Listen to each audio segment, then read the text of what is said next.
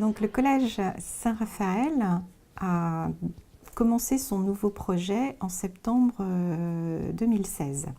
C'est un collège qui maintenant est un collège sans classe, sans notes et sans sonnerie.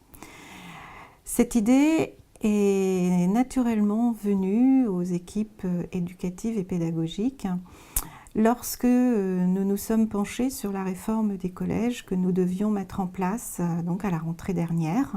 Il faut savoir aussi que la réforme ne permet plus le redoublement, logiquement. Alors qu'un jeune, ce n'est pas parce que voilà, on considère qu'un cycle doit durer 3 ans qu'un jeune va obligatoirement acquérir toutes les compétences du cycle en 3 années.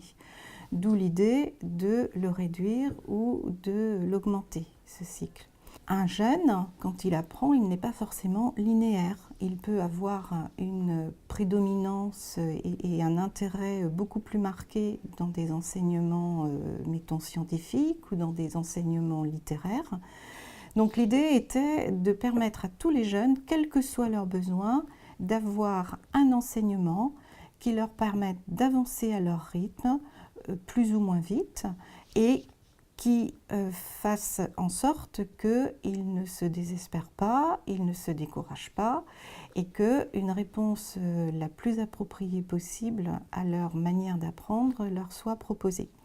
On décloisonne les enseignements littéraires et les enseignements scientifiques. Par contre, volontairement, on a gardé des enseignements de classe d'âge au niveau du pôle EPS, arts plastiques et éducation musicale, tout simplement pour permettre aussi aux jeunes d'avoir quand même ce groupe d'appartenance, voilà, qui est un groupe d'âge avec un professeur référent aussi pour les parents, ce qui permet aussi pour eux de se retrouver entre jeunes, voilà, d'intérêts et d'âge communs.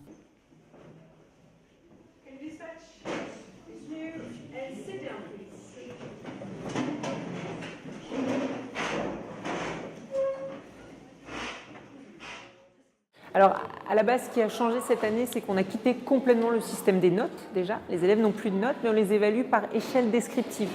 C'est-à-dire qu'on les a d'abord rassemblés en groupes de besoins. Et pour qu'ils puissent passer d'un groupe à l'autre, il faut qu'ils valident des niveaux.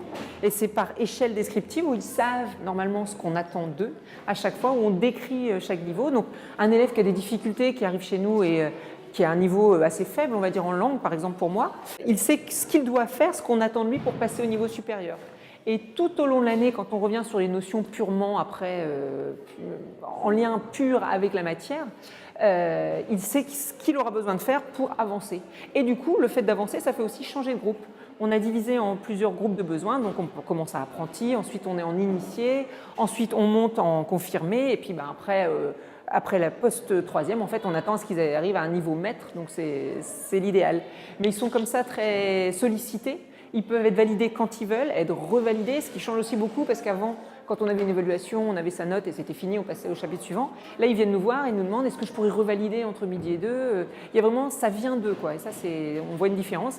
Ils savent que l'erreur, en fait, peut être réparée à nouveau et refaite, chose qui était moins facile à faire avant. Donc avec ces échelles-là aussi, c'est motivant pour eux, parce qu'ils ont envie, ils n'ont pas envie de rester en apprenti tout du long. Alors ceux qui sont en apprenti aussi se retrouvent avec des élèves qui ont souvent les mêmes difficultés qu'eux, donc nous on peut un peu plus interagir avec eux et voir un peu cibler davantage les difficultés.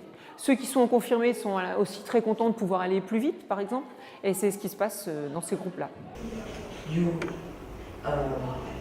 will take work in the Carol Castle. Okay. On prend l'échelle. Est-ce qu'il s'est présenté devant le groupe? Oui. Est-ce qu'il se présente devant le groupe et il a une attitude sérieuse et concentrée? Oui, pas de problème. Est-ce qu'il s'exprime clairement? Est-ce qu'il se parle assez fort? Oui. Ce qui me plaît dans ce collège, contrairement aux autres collèges, c'est qu'on voit notre progression de jour en jour. On voit où on est rendu, par exemple, jeudi, j'ai eu un niveau 6. Et je sais que, par exemple, pour jeudi prochain, on va refaire à peu près la même évaluation. Donc, il va y avoir aussi une autre évaluation. Et du coup, je vais essayer, moi, de gravir au niveau 7. 1, 10, c'est beaucoup. C'est beaucoup.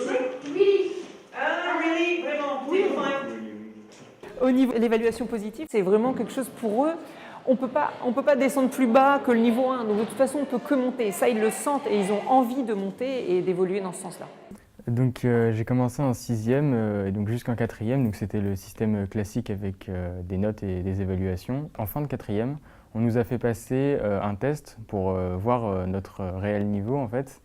Et donc cette année, au début d'année, on nous a répartis dans plusieurs groupes de niveaux. Et maintenant en fait, chaque évaluation se passe désormais comme ça, sans notes en fait, avec des échelles descriptives sur lesquelles on peut progresser en fonction de notre niveau et à notre rythme du coup. La suppression des notes, pour nous, faisait partie obligatoirement de ce projet-là, de décloisonnement, tout simplement parce que nous souhaitons que les jeunes, d'ailleurs, aient un regard positif sur donc leurs évaluations. On change de groupe par pôle d'enseignement, donc soit pôle littéraire, soit pôle scientifique. Donc on peut avoir des 5e avec des 4e, des 3e avec des 4e. Après, autant de groupes correspondent à autant d'emplois du temps. Donc il y a plusieurs niveaux en fait. Il y a le niveau apprenti, donc ça correspond à peu près au niveau 5e. Ensuite, on passe sur initié, qui est à peu près le niveau 4e. Et après, il y a le niveau confirmé, qui est niveau 3e. Et après, il y a 2 autres niveaux qui sont un peu plus compliqués à atteindre, qui ne sont pas forcément obligatoires pour aller par exemple en seconde générale. Il y a le niveau maître en fait, où on commence à un petit peu attaquer le programme de seconde. Et le niveau expert, où là, on est complètement dans le programme du lycée. Je ne reviendrai pas sur le système d'avant parce que déjà, la note, pour moi, ça ne veut plus rien dire du tout. Au moins, les niveaux, c'est beaucoup plus clair. Il y a des élèves qui m'ont dit « Ah, bah, c'est ça que vous vouliez !» Enfin, des 3e, là, cette année, quoi. Donc, voilà, ils ne savaient pas vraiment ce qu'on entendait avant par une évaluation qui était vraiment la sanction. Là, ce n'est pas une sanction puisque c'est une évolution. Voilà, c'est comme ça que je le qualifierais. C'est pas perturbant de ne pas avoir de notes. Avant, on avait un 13 sur 20, par exemple. On ne savait pas c'était quoi les 7 points qu'il nous manque. Alors que maintenant, justement, grâce aux échelles descriptives, aux compétences qu'on valide tout au long de l'année, on sait ce qu'ils attendent de nous avant un contrôle et on sait, par exemple, les 7 points qui nous manquaient l'année dernière pour ce même contrôle. Tout n'est pas non plus parfait. Au début, ils ont été effectivement déstabilisés, puisque ce n'est pas évident de passer du système des notes au système de niveau. On essaie de rendre ça de plus en plus lisible pour les parents aussi, pour qu'ils puissent suivre, et pour pouvoir suivre et accompagner leurs enfants, quoi. Mais les échelles, ils les ont avec eux. Ils retrouvent une motivation et une envie. Le fait d'être ensemble aussi, ils se rendent compte qu'ils ont les mêmes difficultés ou les mêmes aptitudes, et du coup, on avance, quoi. Et puis le changement de groupe, comme on le fait à la fin de chaque période, on fait un point sur tous les élèves et ils peuvent remonter. Et ben, dans ces cas-là, ils attendent ça avec beaucoup d'impatience et ils sont contents de savoir qu'ils vont changer de groupe.